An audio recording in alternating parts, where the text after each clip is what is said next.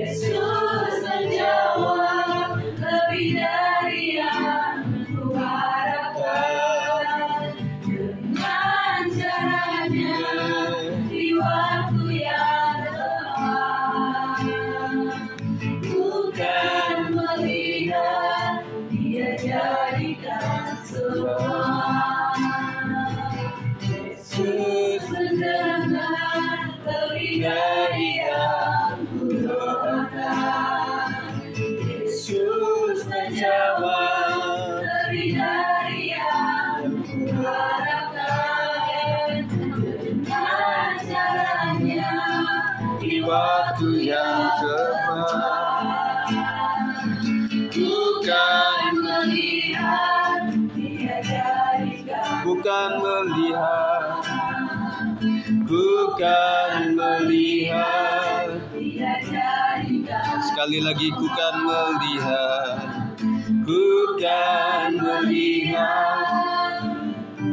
dari semua. Mari Ibu Nina akan membawa kita dalam doa untuk menerima renungan firman Tuhan. Silakan. Bapak yang baik, kami mengucap syukur Tuhan. Ya. Waktu yang indah ini ketika kebersamaan kami Tuhan, menambahkan iman kami kepada Engkau Tuhan. Kami terus bertumbuh di dalam Engkau. Ya. Terima kasih untuk sharing saudara-saudara kami yang terkasih Tuhan, yang membuat iman kami tetap percaya. Ya. Engkau selalu memberikan jawaban tepat pada waktunya, bahkan lebih dari apa yang kami pikirkan Tuhan. Terima kasih Tuhan, kini tiba saatnya kami mau mendengarkan Terima firman kasih Tuhan. Tuhan. Dan berkati setiap kami, hati kami menjadi tanah yang subur, sehingga firman-Mu boleh bertumbuh, berbuah dan berbuah banyak Tuhan. Sehingga kami bukan hanya menerima firman-Mu dan berbuah banyak, tetapi orang lain pun menikmatinya Tuhan. Terima kasih Tuhan Yesus yang baik, berkati Bapak Gembala yang akan membawakan firman-Mu, hikmat-Mu, biar Bapak apa yang dibicarakan, apa yang disampaikan, apa yang difirmankan boleh membuat kami menjadi lebih lagi. Amin. Iman kami boleh bertumbuh. Tunggu. Terima kasih Tuhan Yesus yang baik. Juga waktunya kami mendengarkan firman-Mu, kami siap Tuhan. Hanya dalam nama Tuhan Yesus kami berdoa dan mengucap syukur. Haleluya. Amin. Puji Tuhan, shalom. Puji Tuhan, kita bersyukur kita boleh kumpul pada saat sore hari ini. Dan terima kasih untuk kesaksian yang boleh terungkap hari ini. Intinya adalah bahwa setiap kejadian itu ada maksud Tuhan. Banyak belajar dari saudari Sheila, kita belajar bahwa kan dalam hati baru rasa ya kalau saya nggak ada, nah gitu. Kadang-kadang itu juga memang Tuhan izinkan untuk membuka semua gitu. Kadang-kadang memang ada beberapa porsi di kerjaan itu yang memang istriku juga pernah, dia jabatannya apa, tetapi semua ditangani gitu loh. Nah pertanyaannya apakah sebelum itu sama gitu kan? Tadi saya mau tanya sama Sheila. Kalau tidak berarti memang kantor itu memang harus bebenah kan begitu. Nah akhirnya kan 3 ya. Jadi selama ini Sheila itu menangani 3 divisi lah istilah kata. Nah, Tuhan baik. Jadi ya terlalu berani juga sih, makanya si Bibi bilang sebagai ibu, kapan kau melamar begitu ya. Memang penting sekali, tetapi ya puji Tuhan ya kita doakan saja supaya nanti bisa berjalan dengan baik. Nah tentunya bos yang baru juga tahu konditor dan kemudian CP-nya juga tahu dan sempat kenal ya. Siska juga yang jarang sakit, biasanya kalau sekali sakit memang luar biasa. Ya, tetapi juga tidak bilang mending yang suka sakit dong, enggak juga. Kita yang suka sakit juga pengennya tetap sehat gitu loh ya. Puji Tuhan. Jadi teman-teman sekalian, ada beberapa hal yang saya akan sampaikan pada hari ini tentu untuk supaya saya mendoakan selalu. Ada 2 tema sebenarnya saya akan sampaikan, tetapi saya pilih yang ini. Saya sudah sampaikan di grup itu materinya supaya kita lebih cepat ya. Jadi nanti meskipun ada rekamannya, tetapi kita lebih bisa cepat lagi. Dan ada beberapa yang sakit juga yang hari juga hadir. Kita tetap saling mendoakan. Dan memang saudara, tubuh jiwa roh kita harus sehat. Ya, roh kita oke, jiwa kita juga harus oke. Makanya ada yang suka healing dan sebagainya. Healing macam-macam. karena konteks Sela tadi udah terlalu capek dengan aktivitas, maka healing yang paling cocok adalah tidur lama. Nah, tetapi semoga nanti waktu libur nggak tidur lagi gitu ya. Kita juga begitu, ada yang bibi-bibi, mungkin ibu-ibu masak itu adalah healing gitu loh. Atau mungkin bersama anak-anak itu juga healing gitu loh. Jadi mari kita menghargai setiap keluarga. Jadi setiap keluarga itu punya aktivitas dan punya sesuatu yang pengen diraihnya seperti apa. Makanya kesananya nanti kita akan lebih baik dalam berkegiatan, di dalam menggerakkan sesuatu, di dalam usulan sesuatu itu harus yang sedap didengar gitu ya. Itu kan kata firman Tuhan. Sebentar lagi akan Natal dan saya berharap para pengurus yang terjun di dalam jemaat itu juga berlaku santun supaya kita juga bisa tetap menyatukan hati dengan baik sampai tutup tahun ya. Nah, saya akan bicara tentang mengampuni saudara sekalian. Tuhan itu ada di kelompok orang percaya. Yang pertama adalah di persaudaraan yang rukun. Mazmur 133, sungguh alangkah baiknya dan indahnya apabila saudara-saudara diam bersama dengan rukun, seperti minyak dan sebagainya. Kemudian ayat yang ke bawah itu mengatakan apa, saudara? Ya, sebentar, ini agak nge-lag dikit.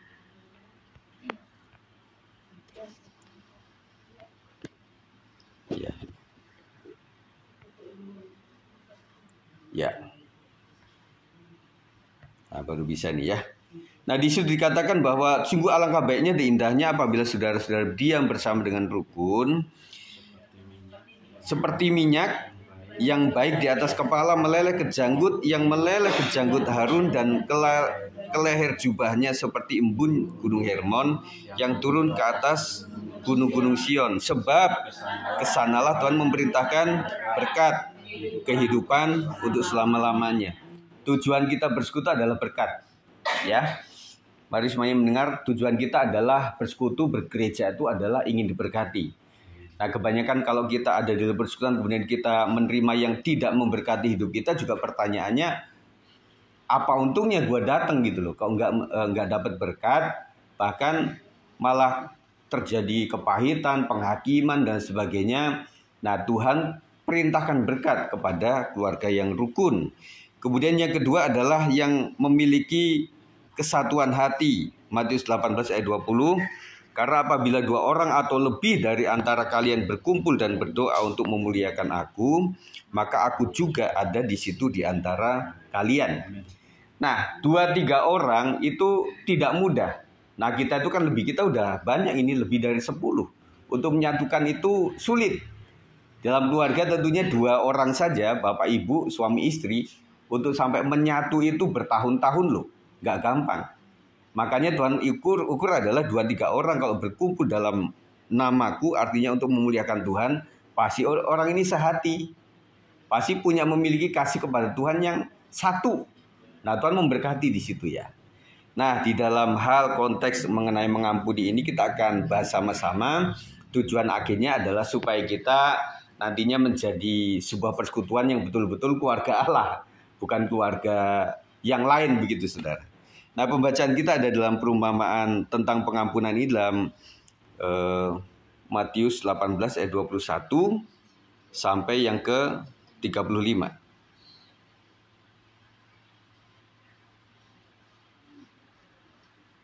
Betul tentang perumpamaan?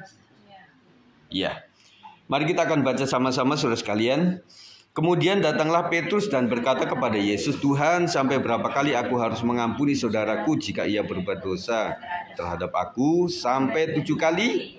Yesus berkata kepadanya, bukan.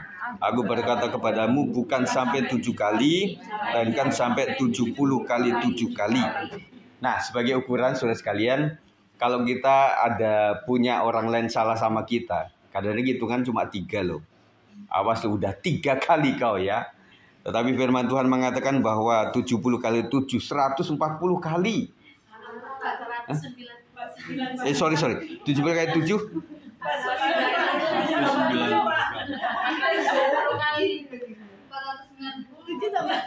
490.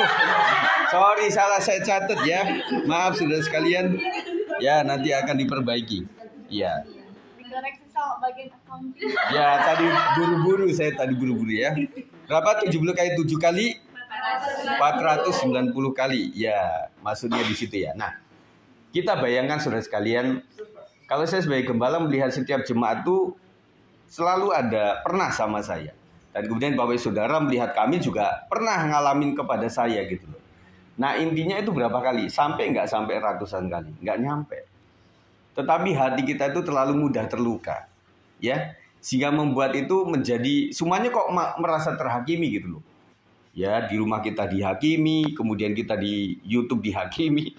Udah itu nyampe di gereja juga ketemu sama teman-teman juga menghakimi kita. Udah itu Pak Gembala khotbah juga kayak menghakimi gitu. Nah, seakan-akan kita itu kok nggak ada benernya gitu loh. Makanya muncullah protes-protes kayak aliran progresif itu yang mengatakan, wah Kristen jangan gitu-gitu amat lah gitu ya. Tetapi intinya saudara sekalian bahwa pengampunan itu harus berapa kali?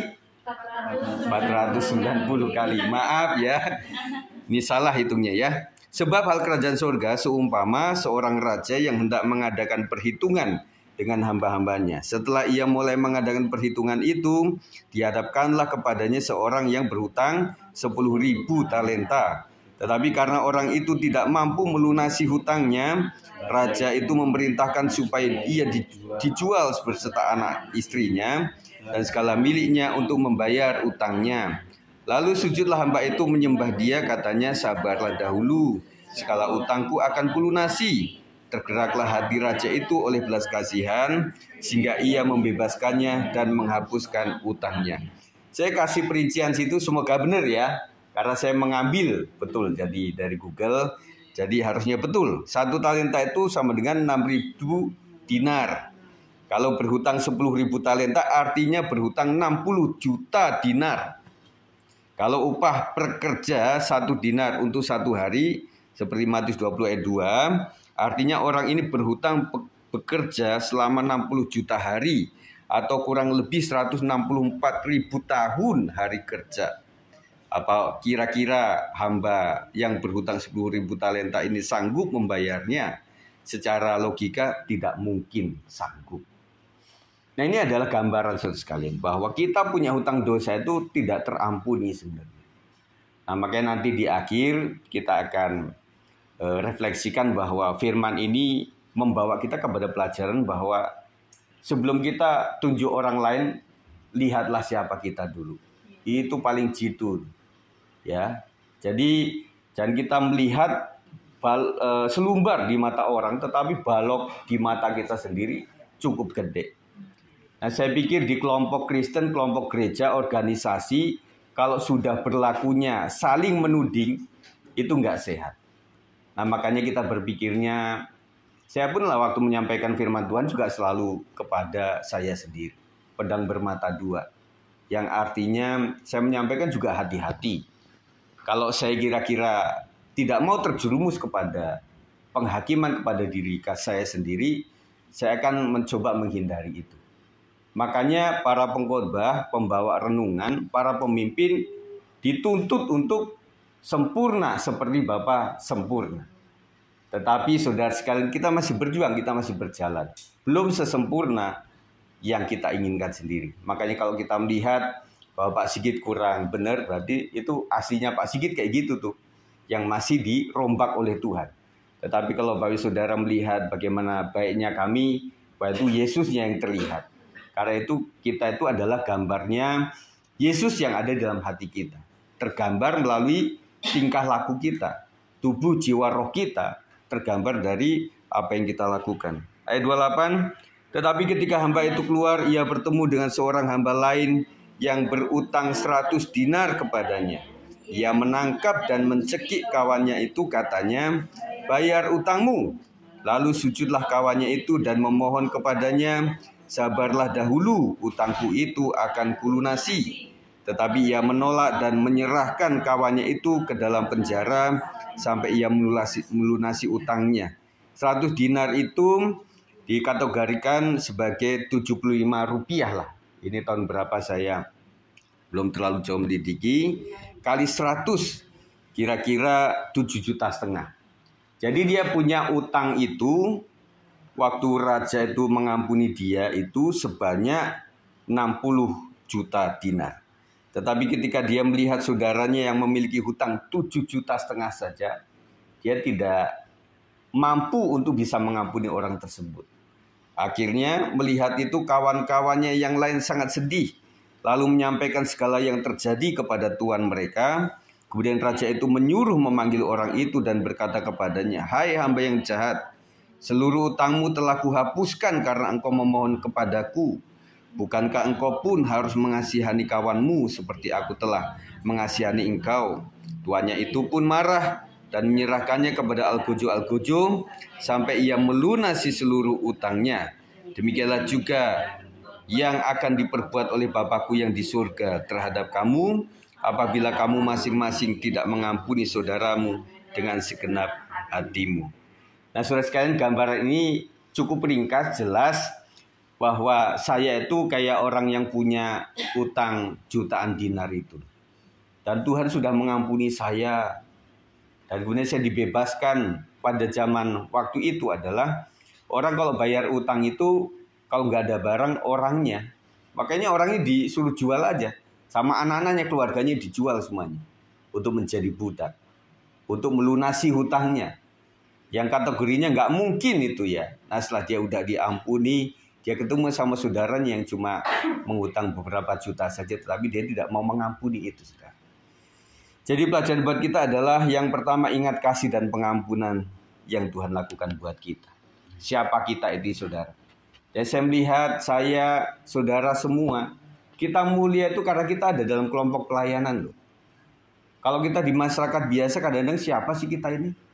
Ya, kita kadang-kadang tidak bernilai apa-apa, tetapi Tuhan begitu angkat kita.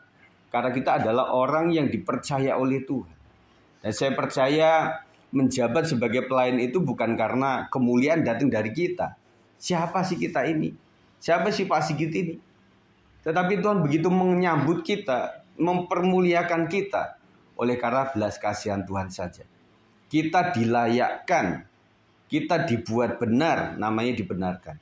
Kita benar orangnya? Enggak juga, saudara. Nah, makanya orang masih berpikir, kenapa ya orang Kristen mudah sekali percaya Yesus kemudian masuk surga. Nah, percayanya enggak cuma percaya loh. Kita punya iman itu yang bertumbuh. Tidak cuma percaya doang. Tetapi ada sesuatu yang harus kita lakukan. Kesetiaan kita, komitmen kita, janji-janji kita, nazar kita. Dan saya bersyukur tadi Ibu Siska mengatakan ada rasa nggak enak kalau nggak melayani, ya. Tetapi di sana sini, Kak, itu banyak juga yang orang merasa nggak melayani itu udah enak saja begitu ya. Tetapi saudara sekalian, bahwa pelayanan itu adalah sesuatu yang apa yang bisa aku lakukan kepada Tuhan? Apa yang bisa aku kasih kepada Tuhan? Apakah cukup dengan menjadi jemaat yang setia, dengan memberikan kantong kolekte setiap saat, setiap waktu? Dan rasanya saudara, kita itu prosentase untuk memberikan semuanya kepada Tuhan itu adalah 100%. Persembahkan seluruh hidupmu kepada Tuhan. Nah, makanya kalau cuma melakukan sebagai tim, panitia dan sebagainya, jangan berkata bahwa aku adalah orang satu-satunya. Jangan ada di sini yang berkata bahwa pokoknya kalau enggak saya enggak ada, Pak Sigit itu enggak bisa apa-apa. Jangan ada roh kesombongan yang seperti ini, saudara. Karena semua kita adalah tim, saudara. Dan kita merasa dipercaya oleh Pak Sigit. Ini adalah tuntutan yang tidak gampang. Dan kadang-kadang saya pun juga tidak seperti bos gitu loh. Bagaimana kerjaanmu apapun ya. Terus terang saya itu banyak kemudahan yang saya lakukan demi supaya kita tetap menyatu. Karena seorang gembala itu roh pengampunannya mesti tinggi, saudara. Kalau enggak, waduh, ketemu ini pernah nyakitin saya nggak bisa khotbah lagi, saya nggak bisa lakukan apa-apa, saudara. Tetapi saya katakan bahwa siapapun yang datang ke saya salamin. Siapapun yang ada di jemaat, saya khotbahin dengan sebuah kebenaran yang sama. Itu yang saya lakukan, saudara. Ya. Kemudian yang kedua adalah ingat kembali siapa kita yang penuh dengan segala kekurangan. Dan kita merasa bahwa semua adalah anugerah Tuhan. Kita sehat itu anugerah Tuhan. Ya. Yang lebih Mahal tuh sehat atau sakit pertanyaannya? Tetapi ada orang sehat itu lebih mahal. Setelah dia sehat, dia pengen ke Singapura, pengen ke Holy Land, pengen ke Hong Kong, pengen ke mana-mana. Kemudian ada yang pedicure, manicure, kemudian wah angkat sini, angkat situ, semir sana, semir situ. Siapa yang masih suka semiran? Ya, silahkan karena ada di sebuah pekerjaan, ya. Tetapi kadang-kadang saya berpikir rambut putih juga asik juga sebenarnya, ya. Asik juga ya kalau buat laki, tapi ya kalau perempuan enggak, nanti disebut oma-oma nanti, ya si iting gitu ya. Ya, tetapi firman Tuhan mengatakan bahwa rambut putih itu kan mahkota, ya. Artinya kita kalau di KRL lebih dihargai. Mari oma silahkan duduk, kan begitu saudara. Jadi saudara kita nikmati aja lah hidup kita itu ya. Yang ketiga adalah terhadap kesalahan orang untuk tidak ingat. Tidak mungkin. Kemarin ada seorang yang tanya kepada istriku, mengampuni itu bagaimana kategori? Apakah melupakan? Saya bilang kepada dia, tidak bisa. Pokoknya sejauh mana kita masih sehat, kita nggak bisa melupakan. Yang bisa kita lakukan adalah tidak mengingat-ingat lagi. Karena kalau orang sama sekali hilang lupa, apalagi utang, waduh itu amnesia saudara, nggak boleh. Kita tetap ada itu. Nah makanya kalangan orang Kristen itu kan yang bermasalah besar itu salah satunya ini. Nggak mau bayar utang. Utang dosa kita udah lunas dibayar oleh Tuhan Yesus. Ya, tetapi utang masalah ini beda lagi. Jadi itulah saudara sekalian ya, yang membuat kita mensyukuri dan Bu Gina juga merasakan bagaimana pekerjaan itu sesuatu yang luar biasa. Ya, luar biasa. Pokoknya mengingat mulai malas kerja, ingat Sheila, aduh masih kecil. Oh, kerja keras lagi. Sheila juga begitu kan, udah mulai enak-enak healing. Ini si ibu nanya terus kapan lamar, oh iya juga ya. Gimana nanti kasih susu sama si ibuku ini, kasih hadiah lagi gitu kan. Nah Siska juga begitu merasa bahwa semua adalah anugerah Tuhan. Yang mereka juga masih berjuang untuk itu semuanya. Dan saya bersyukur melihat keluarga ini yang luar biasa, diberkati oleh Tuhan. Ya, biasanya kita itu kepanasan, meskipun agak panas sedikit, tetapi sedikit. Ya, karena sore pun kalau udah nyorot itu luar biasa. Tetapi ya kita doakan supaya listriknya tambah daya lagi, tambah dingin lagi, tambah satu lagi nanti luar biasa. Kemarin udah satu. Iya kan? Jadi kita bersyukur dalam persekutuan ini saudara, bahwa dari awal sampai akhir itu kita ngikutin semua. Jadi orang mau sombong nggak bisa juga. Nggak bisa lah. Bagaimanapun sekarangnya sudah. Makanya saya suka juga ketika dalam perkumpulan itu, ayolah bersaksi. Nggak cuma waktu makmurnya, tapi waktu sebelumnya itu bagaimana. Jadi kita juga tahu. Jadi nggak pengen waktu mewahnya doang. Tetapi waktu menjalani itu begitu sulitnya, mau nggak? Atau mampu atau tidak? Sehingga membuat kita, terima kasih Tuhan, membuat engkau diizinkan untuk mengalami ini. Sehingga saya bisa menerima berkat dari teman saya yang sudah punya kepunyaan juga. Terima kasih Tuhan, kau sudah sediakan segala sesuatu untuk keluarga saya. Ada bagian orang lain yang saya sumbahkan kepada orang lain. Itu lebih indah sudah. Ya. Jadi kita terus berjalan bersama Tuhan. Nah sebagai ayat penutup saudara sekalian, karena mengampuni itu tidak memikirkannya setiap saat dan Tuhan sanggup untuk mengembalikan lebih dari yang hilang dan bersihkan hati kita dari kepahitan. Nah kadang-kadang dalam hal mengampuni yang paling sulit itu adalah ketika orang itu sudah berhutang sama kita, kemudian nggak bayar-bayar, kemudian rumahnya juga pindah-pindah karena dia kontraktor. Jadi dia pindah terus gitu, rasanya sakit.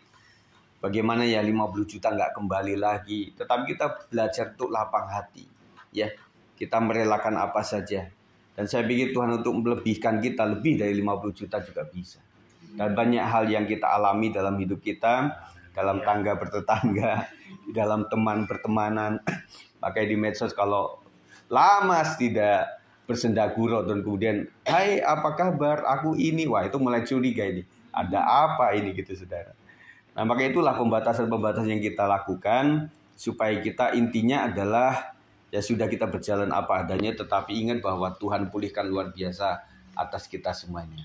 Terima kasih untuk yang semuanya bisa hadir. Kok saya melihat memang keluarga-keluarga sekarang tidak mudah untuk bisa hadir. Adik saya pun tadi juga hari ini si Bebel sama Jessel lagi nginep di sepupu, makanya bisa. Pak Jeffrey juga masih kerja ya. Dan kemudian saya melihat Bu Sinta juga yang harus kadang-kadang tuh ada di waktu. Karena toko yang satunya udah buka. Makanya pernah bertandang ke sana melihat kesibukannya seperti apa. Kalau tidak kita akan menghakimi, ini orang gimana sih, kan begitu. Jadi ketika kita melihat, aduh ternyata begini ya, begitu sangat penuh begitu loh. Kenapa otak saya berputar untuk melakukan Zoom di malam hari? Karena itu. Kemudian yang lain juga sudah mulai buka warung. Yang lain juga ini Mbak Sol, puji Tuhan sama Bang Andi ada di sini. Gak tahu cucunya kemana. Iya kan? Oh di rumah depan. Iya, akan tetap dibawa kan? Oh di dekat ya. Oh sudah tinggal di sini Mbak Sol? Oh udah. Masih pindah-pindah. Oh gitu.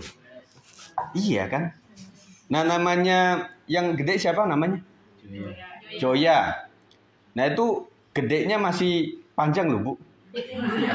Apalagi dedeknya masih lama. Iya kan? Masih lama.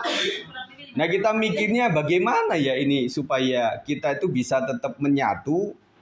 Tetapi juga kita melihat bagaimana riwayat keadaan rumah tangga mereka. Makanya kita mesti ngobrol, saudara sekalian. Kita jangan mudah, aduh itu kok nggak bisa, kenapa ya? Wah dia nggak punya hati sama Tuhan. Dia cuma ngomong doang. Kita nggak boleh ngomong seperti itu. Karena setiap kita sudah ngobrol, bagaimana? Ya Ibu Siska kan nggak ngomong sama saya kalau keadaannya begitu. Iya kan, tiba-tiba udah cerita aja. Udah selesai gitu ya. Nah kita kan berpikir, aduh itu di Hermina yang mungkin susah, bisalah ke seberang dikit kan. Untuk, ya memang kami ngalamin waktu si Jason di situ juga memang susah di situ ya. Nah puji Tuhan ketemu si, siapa tuh klinik apa tadi? Sofia ya. Mbak Sofia ketemu akhirnya. Puji Tuhan.